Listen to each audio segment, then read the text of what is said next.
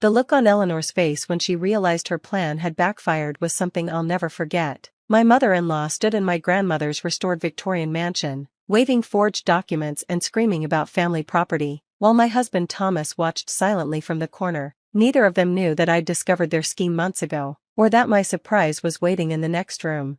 I'm Sophia Anderson, and this is the story of how my mother-in-law's greed destroyed her own family. The house had been in my family for generations. My grandmother, Elizabeth Pierce, was a renowned architect who had lovingly restored the Victorian mansion to its former glory. Every detail, from the hand-carved banisters to the stained glass windows, told a story of our family's history. When she passed away last year, she left the house to me, knowing I shared her passion for historic architecture. "Take care of it, Sophia," she'd said in her final days. "This house isn't just wood and stone, it's our family's heart." I promised her I would, never imagining I'd soon be fighting to keep that promise. The trouble started 3 months after I inherited the house. My husband Thomas and I had been living in a small apartment, saving for our own place, when grandmother left me the mansion. It seemed like a dream come true. Thomas initially shared my excitement, helping me move in and talking about starting our family in such a beautiful home. Then his mother Eleanor came to visit. I should have known something was wrong from the moment she stepped through the door. Eleanor had always been controlling, but that day, her eyes held a calculating gleam I'd never seen before. "Oh my," she breathed, turning slowly in the grand entryway. "This is magnificent. And your grandmother just gave it to you?" "She left it to me in her will," I corrected gently. "I grew up helping her restore it."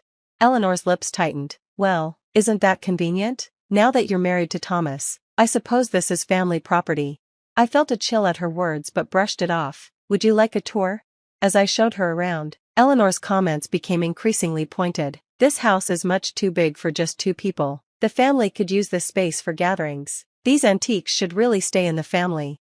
By family, of course, she meant her family, the prestigious Walkers, who'd lost much of their wealth through her late husband's poor investments. Though she still maintained appearances, I knew Eleanor was struggling financially. That evening, after she left, Thomas was unusually quiet. "Mom thinks we should let her move in," he said finally. "She's having trouble maintaining her house, and this place has plenty of room." I stared at him. "Thomas, this is our home. Your mother has never liked me, and you know she'll try to take over." "She's family," he argued. "We can't just leave her struggling." The word family again. It would become a weapon in the months to come. I refused Eleanor's request to move in, trying to be gentle but firm. That's when the real trouble began. First came the unexpected visits. Always when Thomas was home, she'd bring old photo albums, reminiscing about the Walker family estate they'd lost, making pointed comments about how some people don't appreciate family history. Then she started accidentally leaving things at our house: clothes, personal items, even furniture. "Oh, just keep it there," she'd say. "I might need it next time I visit." Thomas saw nothing wrong with this gradual invasion. "She's just trying to be close to us," he'd say. But I noticed he never objected when his mother rearranged my grandmother's carefully curated rooms or criticized my modern touches to the historic home. The situation reached a breaking point when Eleanor showed up one Sunday morning with a moving van. "What's going on?" I demanded, blocking the doorway. "Oh, didn't Thomas tell you?" Eleanor's smile was pure poison. "We discussed it, and he agreed it makes sense for me to move in. After all, this is family property now." I turned to my husband, who suddenly found the floor fascinating. "We never discussed this." "Actually," Eleanor cut in, "as the Walker family matriarch, I've been doing some research. Since you and Thomas are married, this house is technically joint property, and as his mother, I have certain rights." She pulled out a folder of documents, waving them triumphantly. My heart stopped when I saw what appeared to be property transfer papers with my signature on them. "These papers give me equal right to residency," she announced, "so you can't stop me from moving in." I snatched the papers from her hand, my legal training kicking in. Yes, I'd kept my job as a lawyer even after inheriting the house, something Eleanor had often criticized as unfeminine. "These are forgeries," I said flatly, "and badly done ones at that." Eleanor's face flushed. "How dare you, Thomas? Are you going to let her speak to me this way?" Thomas finally spoke, his voice weak. "Sophia, maybe we should discuss this." "There's nothing to discuss," I cut him off. "This is fraud, and you both know it. This house belongs to all of us," Eleanor screamed, her composure finally cracking. "You're just a gold digger who got lucky. Thomas, tell her. That's when I knew. The strange phone calls Thomas had been taking in private, the missing documents from my home office, the way he'd been trying to convince me to add his name to the house deed for insurance purposes. They'd been planning this for months. Actually, I said calmly, I think it's time for my surprise. Would you both please follow me? Confused, they followed me to my grandmother's study. I opened the door to reveal two people, Detective Sarah Martinez from the Fraud Division and my attorney, James Patterson. Perfect timing, Detective Martinez said, holding up a recording device. We got all of that. Eleanor's face went from red to white. What is this? This, I said, is what happens when you try to con a lawyer who specializes in property fraud. I turned to James, who began laying out documents on my grandmother's antique desk. 3 months ago, Mrs. Walker approached several less than reputable individuals about creating forged property documents. Unfortunately for her, one of those individuals was an informant for the Fraud Division.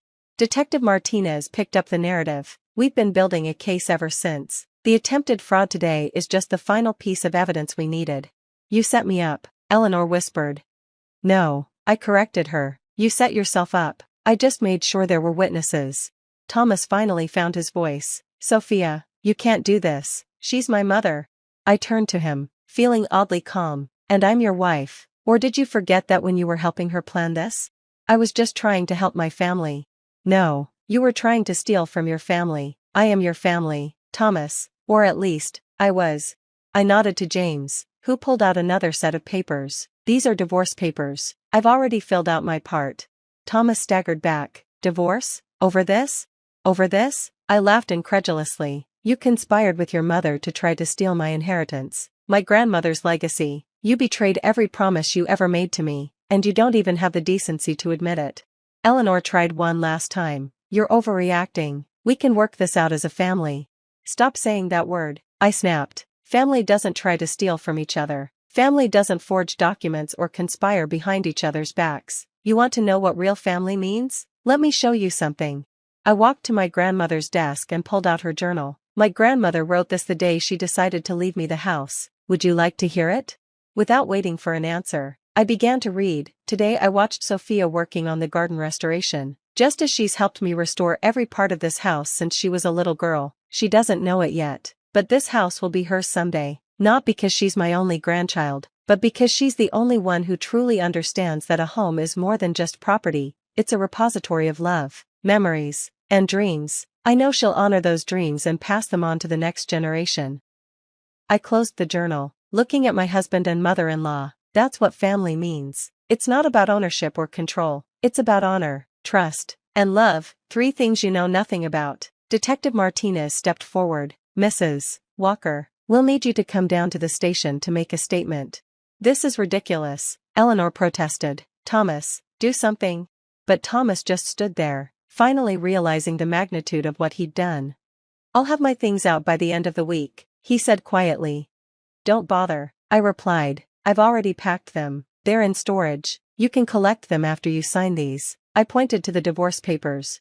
As Detective Martinez led Eleanor away, I heard her still protesting about family property and rights. Thomas followed them out, leaving the divorce papers unsigned on the desk.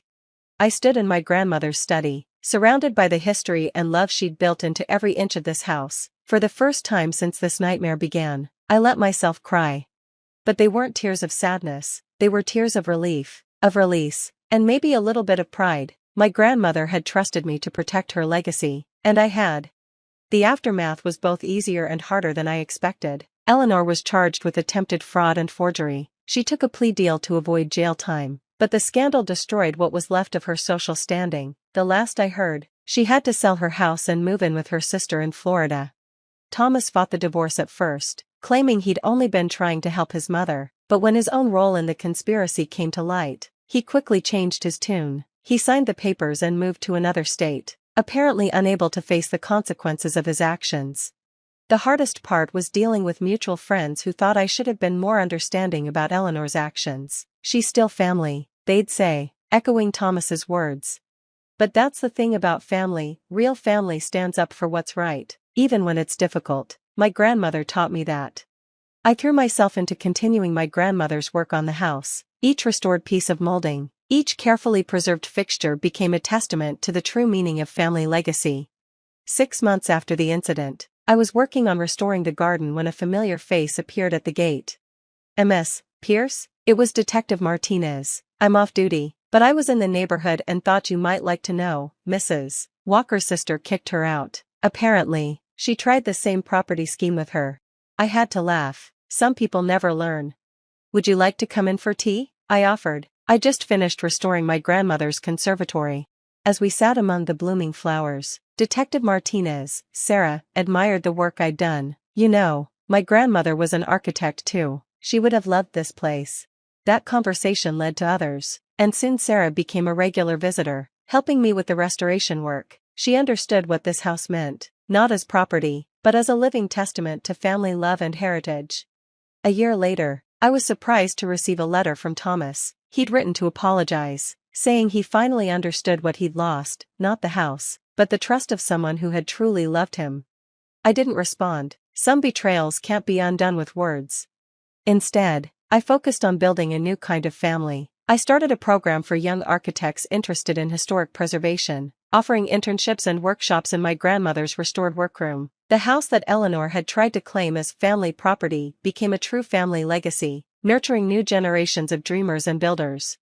Sarah and I grew closer, our shared appreciation for history and justice blossoming into something more. When I finally showed her my grandmother's journal, she understood its value in a way Thomas never had. 2 years after the incident, we held a small wedding in the garden. My grandmother's restored gazebo, draped with the same climbing roses she'd planted decades ago, provided the perfect setting. Eleanor and Thomas weren't invited, of course, but as I stood there, promising to build a life with someone who truly understood the meaning of family, I silently thanked them. Their betrayal had taught me an invaluable lesson about the difference between those who claim family ties and those who honor them.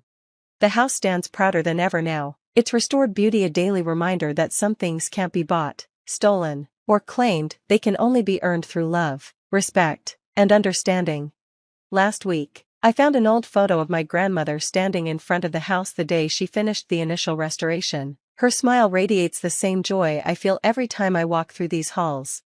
I keep that photo in her study, next to the journal she left me. Together, they tell the true story of what family means, not a legal claim or a blood tie, but a connection built on shared values, mutual trust, and unconditional love. Eleanor tried to steal my house by claiming it was family property. In doing so, she lost the only thing that really mattered, her real family. Meanwhile, I gained something far more precious than property, the knowledge that I am my grandmother's true heir, not just in name, but in spirit. Sometimes, late at night, I walk through the halls of this beautiful old house, running my hands along the walls my grandmother restored and I've maintained. In those quiet moments, I can almost hear her voice, reminding me that a home is more than just wood and stone. It's a testament to the love we choose to give and the family we choose to build. Epilogue. The house continues to be a source of joy and purpose. The preservation program has grown into a full-fledged foundation, helping other families protect and restore their historic homes. Sarah and I are expecting our first child, a daughter we plan to name Elizabeth, after my grandmother. Eleanor occasionally tries to reach out through mutual acquaintances, usually when she needs money. Thomas remarried but divorced again after his new wife discovered him helping his mother with another property scheme. But their drama feels distant now, like a story from someone else's life. My grandmother's house has become exactly what she always wanted it to be, a home filled with love, learning, and true family values. The other day, while going through some old boxes, I found my grandmother's original blueprints for the house restoration. On the margin, she'd written a note: "A house is built with hands, but a home is built with heart." She was right. As always, Eleanor and Thomas never understood that. But as I watch new generations of architects and preservationists fall in love with this house, learning its stories and adding their own, I know that my grandmother's legacy is secure. Because in the end, family isn't about who claims ownership, it's about who honors the trust, preserves the love, and builds the future. And that's something no forged document can ever steal.